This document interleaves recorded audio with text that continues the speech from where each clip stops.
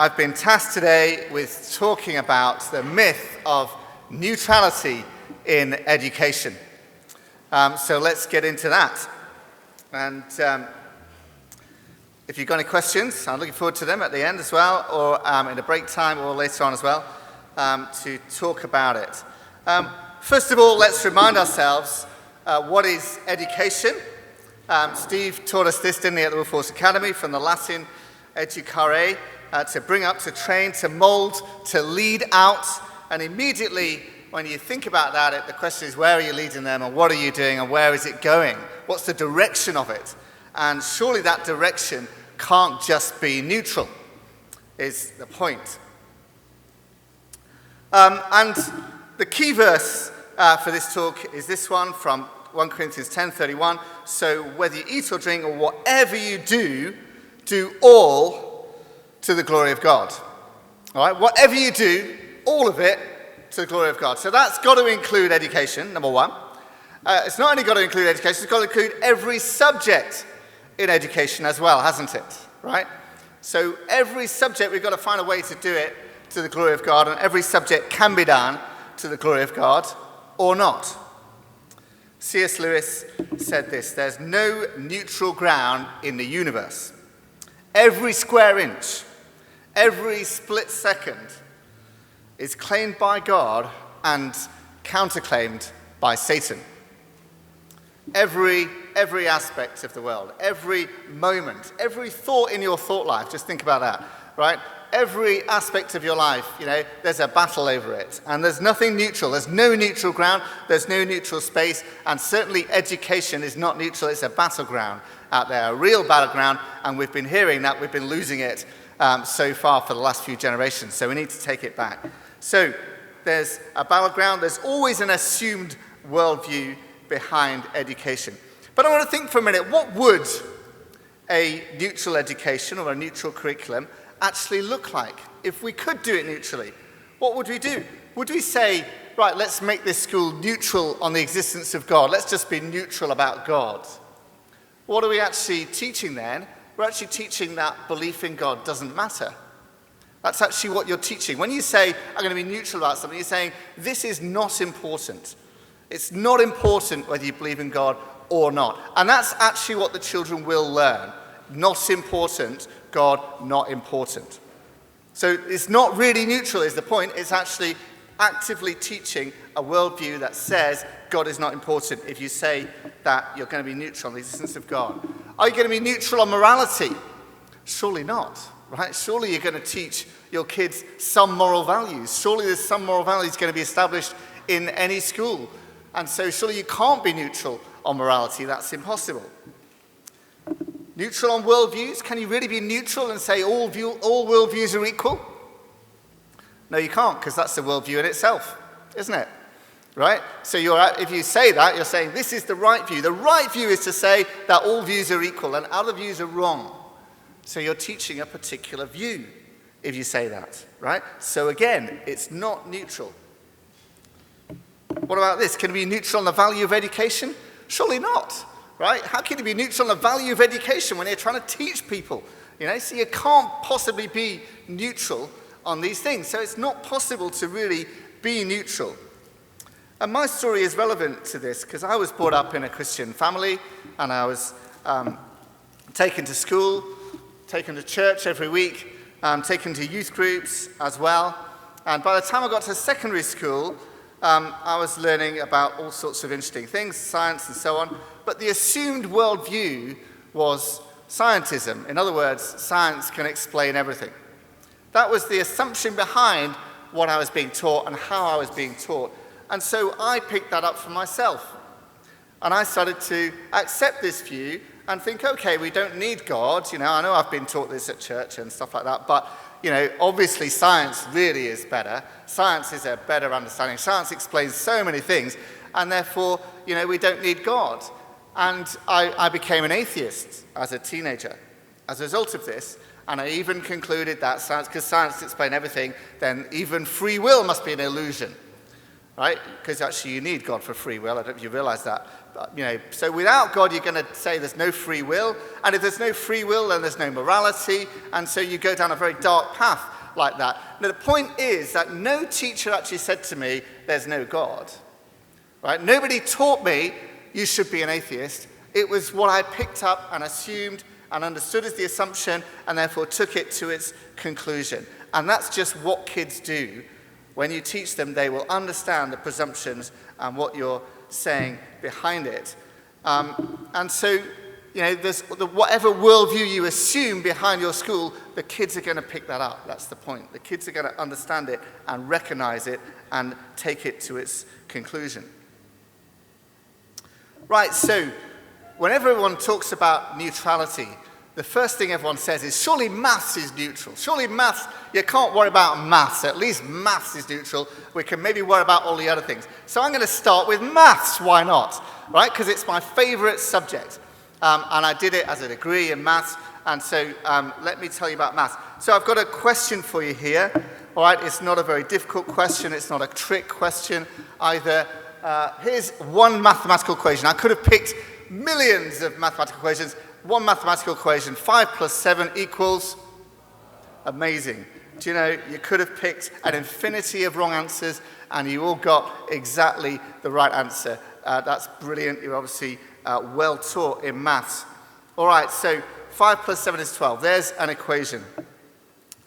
Let me ask you this question. Where is it true that 5 plus 7 is 12? Where is it true? Is it only true in the UK? Right? Is it only true in the West? Right? Is it only true in developed nations? Is it only true on Earth? Right? It's actually true everywhere. Have you realized that? It's true everywhere in the entire universe. You can't escape from 5 plus 7 is 12. You can't go anywhere in the universe and run away from this truth. Did you realize that? It's an omnipresent truth. Isn't that incredible? Right? An omnipresent truth, right? This maths is amazing, right? Omnipresent. Let me ask you another question. When is it true?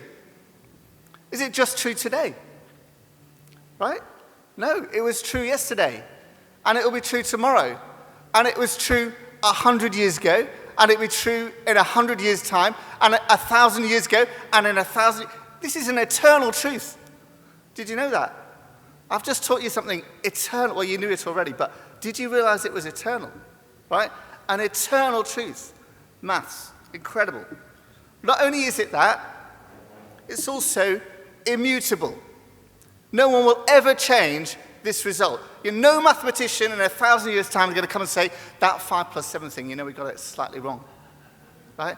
That's never going to happen. It's an immutable truth. Right? I teach my kids that maths never changes. Everything else, you revise your science, you revise your history, you revise your theories about language, you revise your theories. Maths, no. Right? Maths is immutable. It's the best. Right? If you learn something in maths, you've learned it forever, and you've learned something that's eternal, and you've learned something that's omnipresent, and you've learned something that's incredible. Right? That's maths, the power of maths. So what have we got? It's eternal, it's immutable, it's omnipresent, immaterial as well. That's the other thing. Immaterial. You can't handle it. And what does it all point to? It points to an eternal, omnipresent, immutable, immaterial God. That's just 5 plus 7. Right? We could have done that with every single equation in the world. Right? Because, and the point is this, right? Can humans invent stuff that is eternal? Well, of course not. It existed beforehand. Right? Can humans invent stuff that is omnipresent? Don't be silly. Right? Can we invent stuff even that's immutable? No. Or immaterial? No. Right? So maths is obviously coming from God. Right? Straight out the mind of God. And it's stuff that we discover, not invent. Right? We discover it. And it's very exciting when we do, right? So the Pythagoreans discovered this equation, you've probably heard of it, that the sum of the squares of the two sides of a right-angled triangle is equal to the square of the longer side, right? Now, again, when is it true? Did they invent it? No, they didn't invent it. It's always been true, right? It's eternal, it's omnipresent, it's immutable, it's immaterial, and so it's amazing stuff. And so the Pythagoreans realized that they weren't inventing this stuff, they were discovering it, and they went as far as worshipping numbers, worshipping maths, right? So they thought, this stuff, we didn't invent it, where does it come from? Crazy to worship this stuff because maths can't actually do anything, all right? But they were right in a sense. They realized they weren't inventing it, right? It's eternal, incredible stuff, right? And so they recognized that they were just discovering this stuff. I once was asked a few years ago now to help a young child, probably 11-year-old girl, in her maths because she was falling a bit behind. I think she'd missed a few lessons. So I went round to her house, and she had to learn the equation for the circumference of a circle. Do you know the equation? Pi d, or pi times 2 pi r, yeah? So I taught her this, and we did a few practice questions, and she got it quite quickly. There was no difficulty there. So then I said to her, do you realize that this applies to every single circle in the universe? Eyes popped out, jaw dropped. Really? She had no idea. I said, yeah, it does. Look, here's a plate. Let's measure around the circumference of this plate. Let's look at this, And here's this clock. Let's do that. We did a few little experiments to check. And by the end of it, she was so excited, she ran upstairs. Mommy, did you know every circle is pi d? That's how exciting maths is, right? And what she realized is she'd learnt an omnipresent truth, right? And that's the sort of incredible, exciting stuff that maths gives you. So, is maths neutral? Well, Cornelius Van Til made this point. He was a professor, founder of Westminster Theological Seminary. Here's what he said. Now, he uses 2 times 2 is 4. I like 5 plus 7 is 12, but we can substitute this. Any could pick any equation.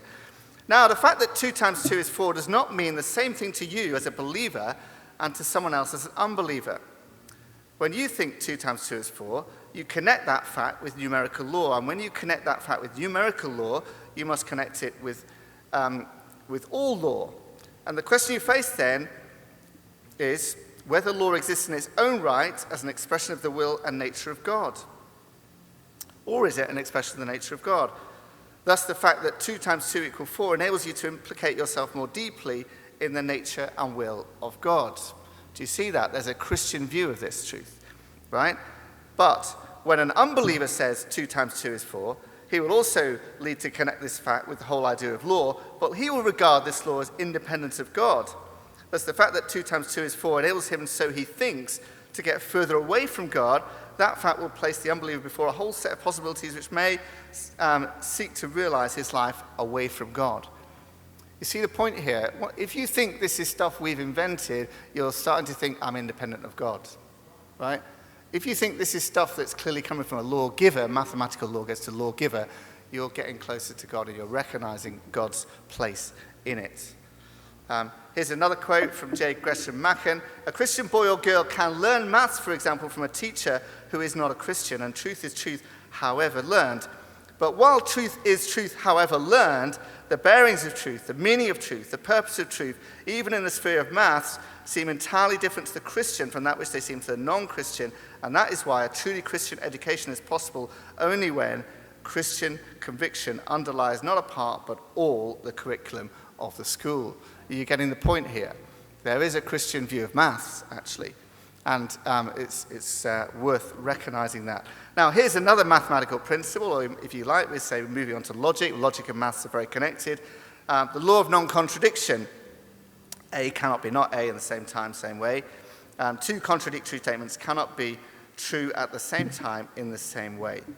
And even the Bible says, come, let us reason together. And there are lots of logical statements in the Bible. Have you noticed how many times it says, therefore, right? It's asking you to draw a logical conclusion when it says that. So God is not only the ultimate mathematician, he's also the ultimate logician. And he asks us to use our reasoning in our minds because he's given it to us. And the point is, the reason there's no contradictions in the universe is because there's no contradictions in the mind of God.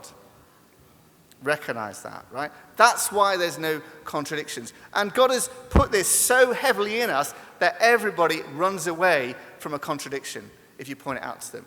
Some of you might have watched my interviews with James Whale recently. If you hint to him, maybe you're being a bit contradictory here, he immediately backs off and runs away and changes the subject, right, into something else. That's what everybody does, right? A few years ago at a family gathering, my father said, let's all sort of say something that we think is really important to us, to the family group.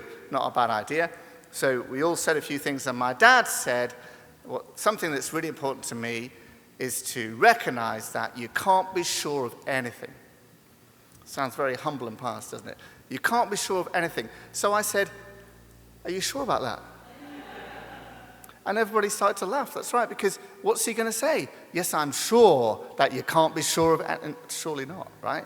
That's a contradiction, right? Nobody will knowingly say or affirm what they know to be a contradiction. It's kind of the way God's made us. We recognize contradictions are nonsense, right? If you give me a contradiction, I can prove anything. Because from nonsense, you make nonsense. If I start with a contradiction, I can prove I can jump to the moon, whatever you want.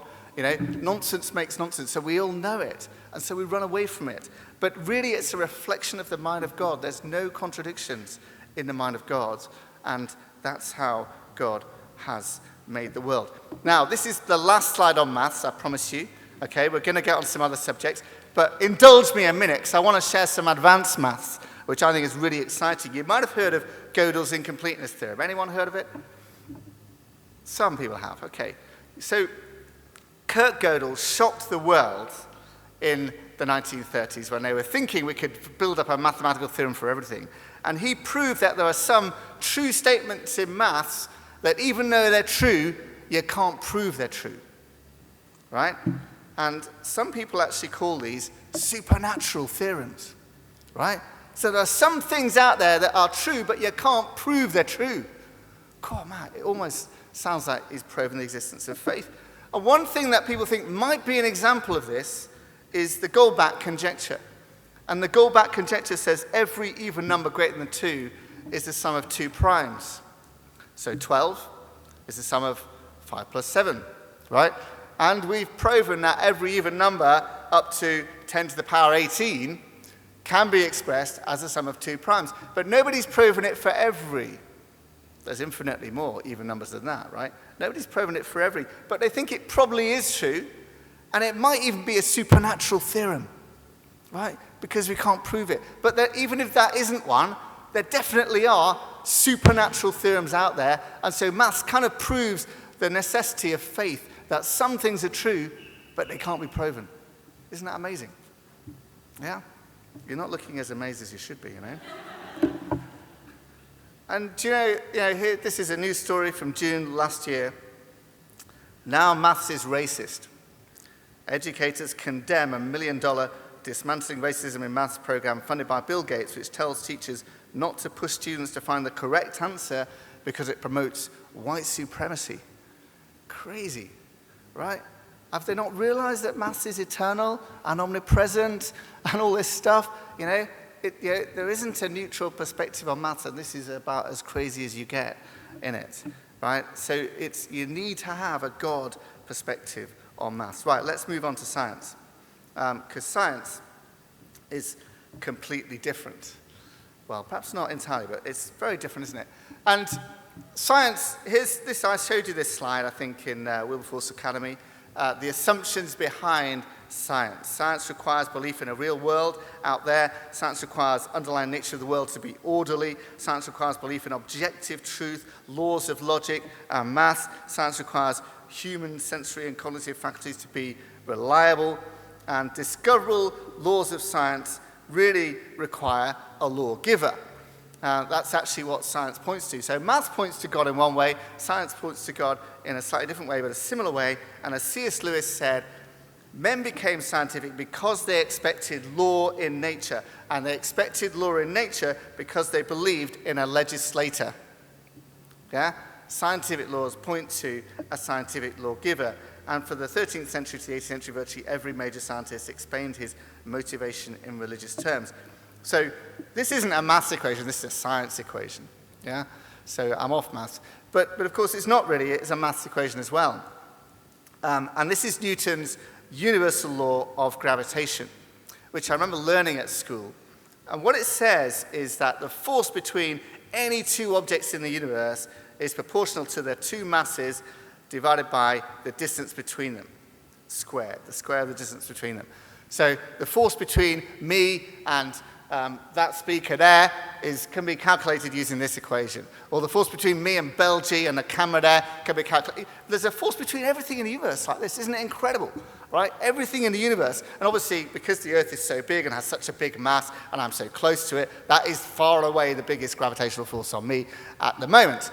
Okay? So this force applies across the whole universe between planets and galaxies and all of that, as well as at microscopic tiny levels. We've demonstrated this down to distances of 1/56,000th of a millimeter as well. Right? It's one of the incredible laws of science. And that G, by the way, is the gravitational constant.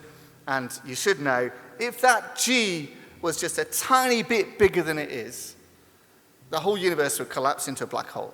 Right? If it was just 1 part in 10 to the 60 bigger, right, we couldn't possibly have life. If it was 1 part in 10 to the 60 smaller, the whole universe would fly out into space and there wouldn't be any opportunity for life either. It's just exactly the right number for life to exist. But the point is, here's a scientific law, but look, it's mathematical. Why should that be? How come science follows maths, right? Mystery, question. Okay?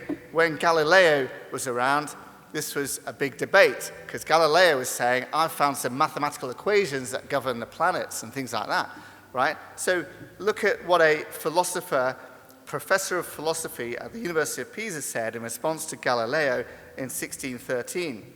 He said this: before we consider Galileo's demonstrations, it seems necessary to prove how far from the truth are those who wish to prove natural facts by means of mathematical reasoning, among whom, if I'm not mistaken, is Galileo. All the sciences have their own principles and their own causes, by means of which they demonstrate the special properties of their own object. It follows we're not allowed to use the principles of one science to prove the properties of another. Therefore, anyone who thinks he can prove the natural properties with mathematical argument is simply demented, for the two sciences are very different. How can you possibly think maths relates to science? You've got to be demented, Galileo. Demented. Well, who looks demented now, right? Because everyone agrees that science follows maths, right? And of course, the reason is because they come from the same legislator, right? The same lawgiver, isn't it? Amazing how many scientists struggle to get this, though. Here's Albert Einstein. How is it possible that maths, a product of human thought that is independent of experience, fits so excellently the objects of physical reality? Well, just maybe it's not a product of human thought, Mr. Einstein. Just maybe. Did you not realize this is eternal stuff that surely humans couldn't possibly have invented, right? Another Nobel Prize scientist, Eugene Wigner, the miracle of the appropriateness of the language of maths for the formulation of laws of physics is a wonderful gift which we neither understand nor deserve. What a miracle. It is. It's a miracle. Well, just because it comes from God. Richard Feynman, another Nobel Prize scientist. I find it amazing that it's possible to predict what will happen by mathematics, which is simply following rules which have nothing to do with the original thing. It's amazing. Amazing, isn't it, Mr. Feynman? Steven Weinberg, another Nobel Prize scientist. It's positively spooky. That's a funny word for a scientist to use, isn't it? Spooky how a physicist finds that a mathematician has been there before him or her. Well, it's not the mathematician, Stephen. It's God, isn't it? God's been there before you. And so, as Professor Robin George Collingwood said, the possibility of applied mathematics is an expression in terms of natural science of the Christian belief that nature is the creation of an omnipotent God, right? Applied mathematics points straight to God. That's the point, right? It points straight to God. And that means science points straight to God too.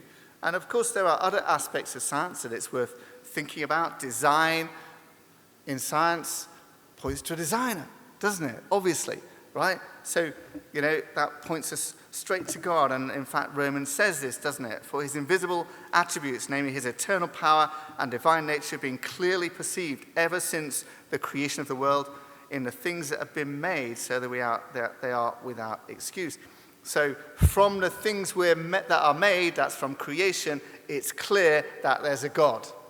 That's what Romans 1 says. From the things that have been made, it's clear there's a God. So the study of science is the study of creation, which points to a creator. Right? As the psalmist said, the heavens declare the glory of God, Psalm 19. And of course, science raises big questions. Where did the universe come from? How did life begin? Did we evolve by survival of the fittest? Are we descended from apes? My younger son I teach my children, obviously, that the origin of life can't be explained by science, right? There's no scientific explanation for the origin of life. Even if you believe evolution, you've got to start from an incredibly complicated, self-replicating cell. And where did that come from, right? So I teach my children this, and one day in a lesson, my younger son, Nathan, thought he'd try this out on a teacher, right? He's a cheeky little kid, this younger son of mine.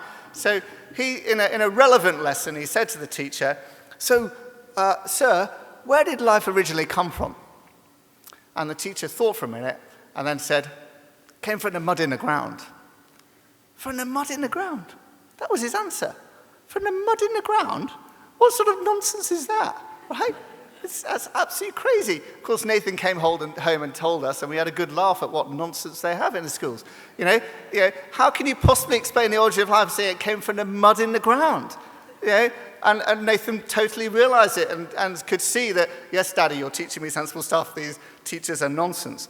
And that's what it's like. And of course, if you teach kids that we descended from apes, don't be surprised when they start behaving like animals, right? Because that's what you've taught them, right? We're just animals, okay? So, and all these questions do come up, and they're obvious to kids, right? And they're big, important questions that relate entirely to worldview and to God, and there are not neutral answers to them.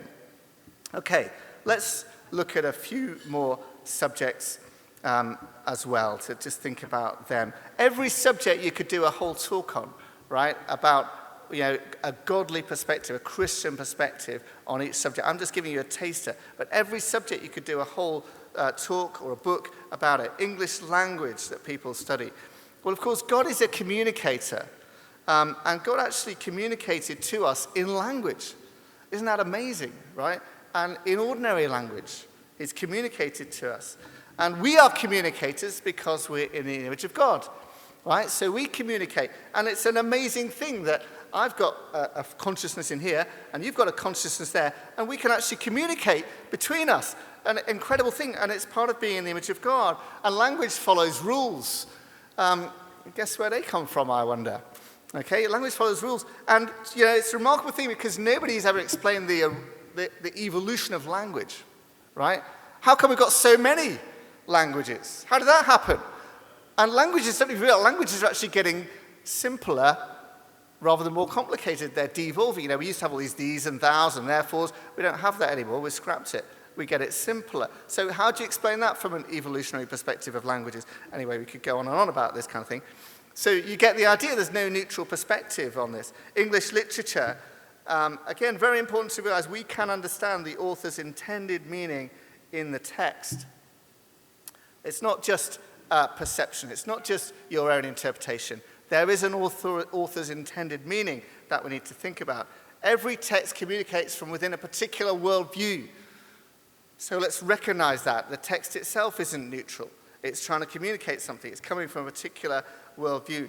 There are always lessons to learn from the text. It's trying to teach us something. It's trying to explain something. It might be wrong. It might be right. It might have some truth. Might not have some truth. But let's think about it. And there's no neutral interpretation of literature that we might read. Daniel had an A-level taster lesson of English literature that he went to when he was in sort of choosing about A-levels. And the A-level taster lesson topic was Shakespeare a feminist? That's not a neutral question, is it, right? Was Shakespeare a feminist? As Daniel wrote later on, in a class of 5 boys and otherwise all girls, a literature lesson was to be taught entirely on gender and entirely on an ideology that didn't exist until centuries after Shakespeare's death, right? In other words, that is not a neutral thing that you're trying to do there, look at Shakespeare from a feminist perspective. It wasn't anything to do with what Shakespeare was trying to teach you, right? So let's recognize that. These things are not neutral. What about foreign languages? Well, as I've sort of indicated, it immediately raises the question, where did languages come from? And how come we've got languages? And how come there's more than one and many, many languages out there? The Bible itself is in a foreign language.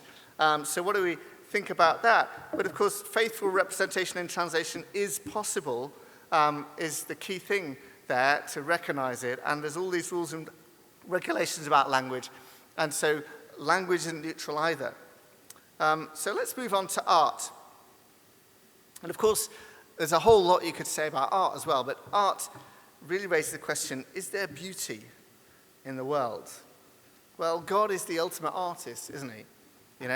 Every sunset is a painting, isn't it? It's an item of beauty. And I used to think that, God created a painting every day. In fact, if you think about it, the sun's going around the world all the time, so the entire time there's a sunset the whole time going around the world. A new image, a new creation, a new beauty aspect every single moment that God is watching and enjoying. He's the ultimate artist. We're in his image, and God is creative, and so we are creative. And we're meant to be creative, and he wants us to be creative people and create for his glory and in ways that bless other people. And all art is communicating something, isn't it? It's coming again from a worldview. It's trying to lead us in a particular direction and assuming something behind it. And beauty is not just subjective.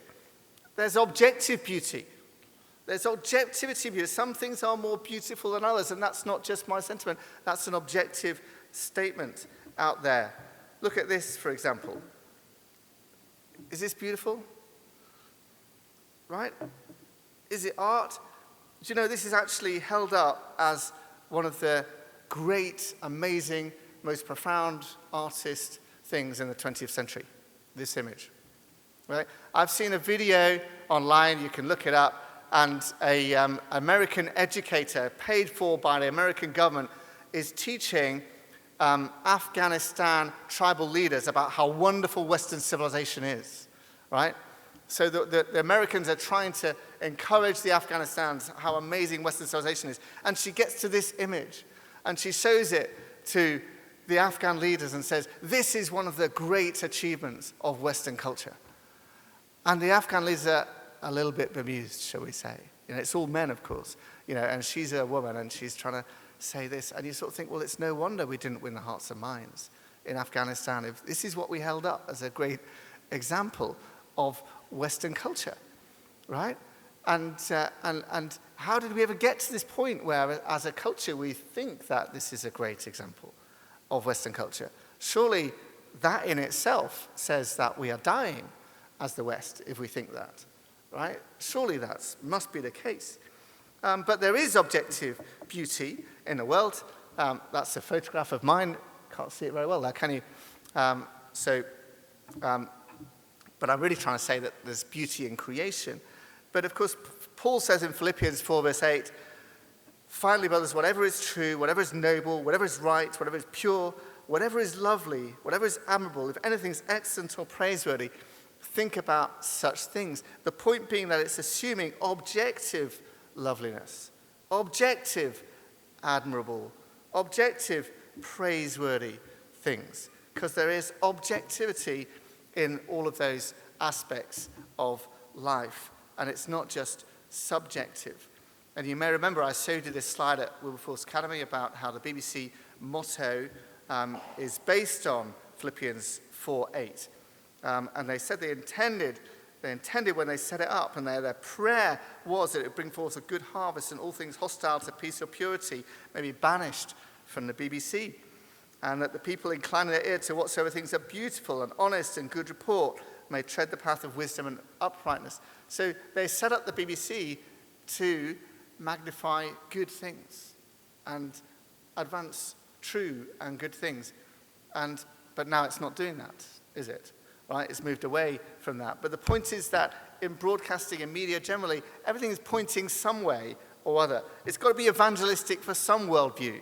It's got to be proclaiming some worldview or other. It's not the Christian worldview, it's proclaiming something else. And that's what we inevitably see. There's no neutral position in it. So let's just think for a few minutes about music. Music is obviously a gift of God from creation, isn't it? And it touches our emotions in a particular way. You know, we worship with music. Wonderful worship we had earlier on, wasn't it? It touches our emotions because we're meant to be emotionally connected to music and emotionally connected to God through music as well. And music communicates then in a different way to other things, partly by affecting our emotions. And there's order and structure in music. It's very mathematical. It follows rules and laws again.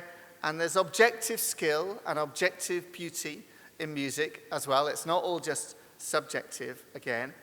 And everybody's making music for a reason.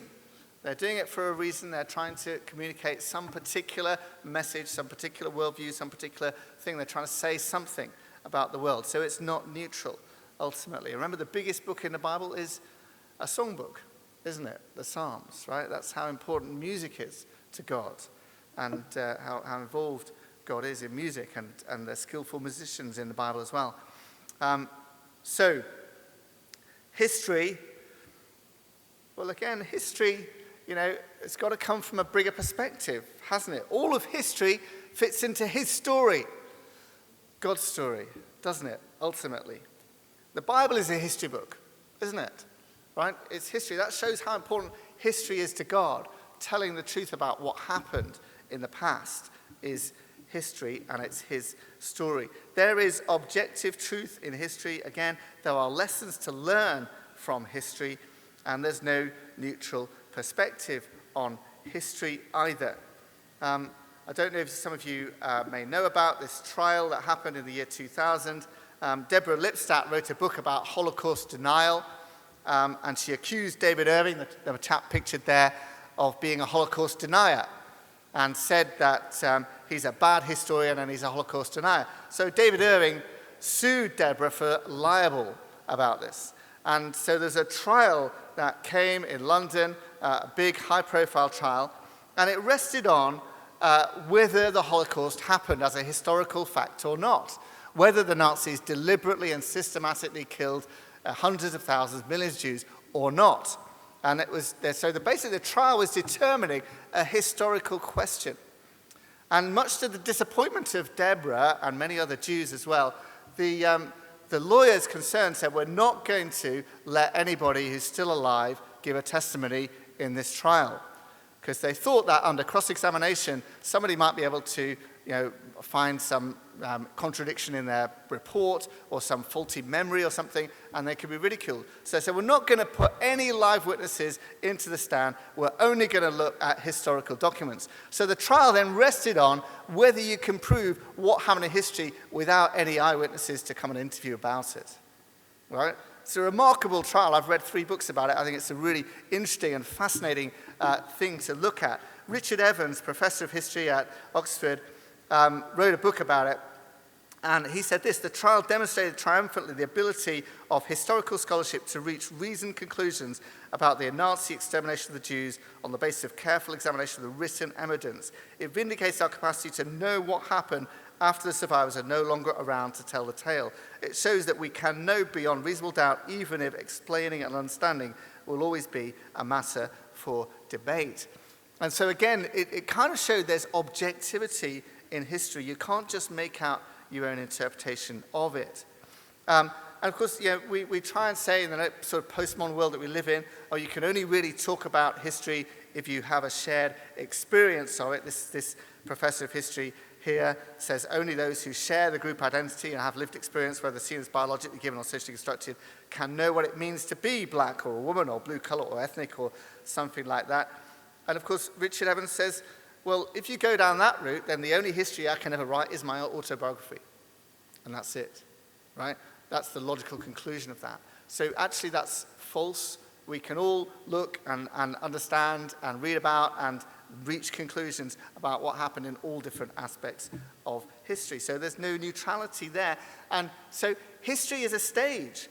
We are players on it. It's the story of the conflict between good and evil, between the kingdom of God and the kingdom of Satan. Jonathan Edwards said, history shows how short-lived the power and prosperity of the church's enemies is. That's a good quote, isn't it? It's an interesting lesson from history. G.K. Chesterton put it this way.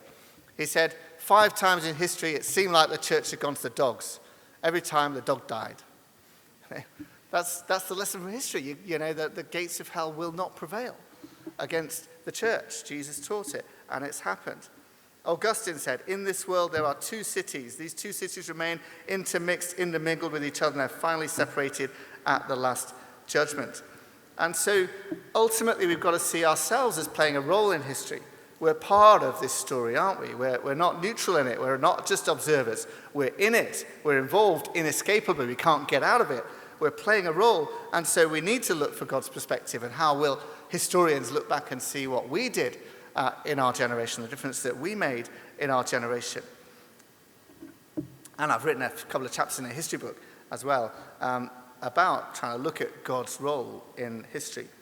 Right, just a couple more subjects to look at. Physical geography asks the question, how was the earth formed? There's only one Bible passage I want to read to you about that. It's from 2 Peter chapter 3, and it says, knowing first of all that scoffers will come in the last days, scoffing and following their own sinful desires. They will say, where is the promise of his coming? For ever since the fathers fell asleep, all things are continuing as they were from the beginning of creation. For they deliberately overlook this fact, that the heavens existed long ago, and the earth was formed out of water and through water by the word of God, and that by means of these, the world that then existed was deluged with water and perished. But by the same word, the heavens and the earth that now exist are stored up for fire, being kept until the day of judgment and the destruction of the ungodly. Notice how they deliberately ignore what actually happened. And human geography, which encompasses sort of economics and politics as well. Again, God wants all people to be saved. Let's keep that in perspective when we study these subjects. All cultures are not morally equal. Could say a lot more about that. We can and should make moral judgments about different cultural practices. Political and economic practices are not morally neutral either. They all raise moral questions. Every single political question does. Religious education, of course, very obviously not neutral. Religions and worldviews are not neutral. Again, God wants all people to be saved. There are moral absolutes. There are moral laws given by God. The Bible is the inspired word of God, and we should be motivated to share the gospel with people who are deceived by alternative religions or worldviews. And teaching anything else is teaching against what God wants for children to learn and for the world to listen to. So I hope you've got the idea that every subject, and of course there are more subjects than that, but that's the main subjects that are done at school. No subject is neutral. Every subject has a Christian way of teaching it, and a Christian perspective on it, and a Christian way of thinking about it, all right? And I don't know what your own subject, your own workplace is. Every work also has a Christian way of thinking of that vocation or that workplace, a Christian way of applying Christian principles to it. And there's no neutrality in it, and it's a battleground in every single case. And of course, the experience that we have in some of our legal cases in schools shows that not just even pretense at neutrality, it's anti-Christian now in some schools. Christy Higgs posted on Facebook concerns about sex education in her son's primary school and was dismissed for gross misconduct as a pastoral assistant in the school she worked at, just for saying that she had concerns about sex education. Keith Waters, who was in court the week before last, tweeted that Pride Month events are contrary to Christian faith and morals, consequently received death threats, harassment, a visit to arrange his funeral, and lost his job. For criticising Pride. And Bernard Randall, Church of England chaplain at a Church of England school, preached a sermon saying you should be free to disagree with identity politics, and again, lost his job, and he's even referred to prevent for that. So the point being that this is not just even pretending to be neutral, it's becoming anti-Christian. So, to conclude, let's go back to this key verse. Whatever you do, whether you eat or drink, whatever you do it all to the glory of God. That includes every subject and every aspect of what we do. Thank you very much.